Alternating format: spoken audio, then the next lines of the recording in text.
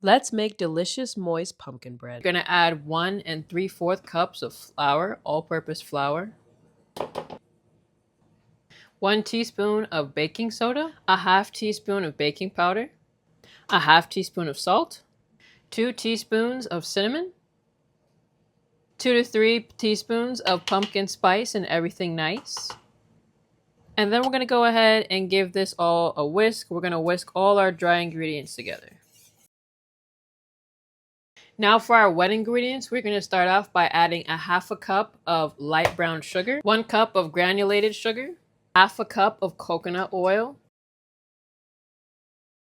Now for the star of the show, we're going to add 1 can of 100% pure pumpkin puree. Make sure it's pumpkin puree and it's not the pumpkin pie filling because there is a difference. So I'm using Libby's brand, which is pretty good. And now we're going to go ahead and whisk our wet ingredients. Now we're going to go ahead and then add our eggs to the wet mixture.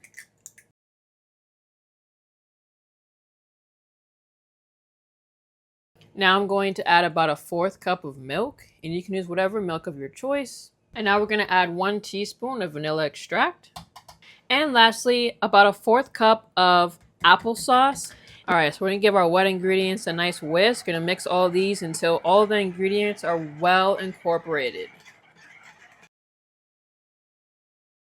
Now what we're going to do is we're just going to add a little bit of the dry ingredients, a little bit at a time. Gradually, we're going to add some and we're going to mix it into our batter, like so. And just keep repeating this step until all the dry ingredients are well incorporated into the wet ingredients. And then it should eventually look just like this. All right, so we're pretty much ready to put it into our bread pan. But I'm just going to add one more thing that my husband requested to make it absolutely to his liking. And that is pumpkin seeds. So I added a lot more, and now I'm going to go ahead and give that a really good stir. And now we're going to spray our loaf pan with nonstick spray. We're going to add all of our batter into our loaf pan. We're going to make that nice and smooth, smoothing it out. Add a few more pumpkin seeds on top, and we're going to go ahead and pop that into the oven at 350 degrees Fahrenheit, and we're going to bake that for about 1 hour, and it should look golden brown and beautiful just like this. Enjoy!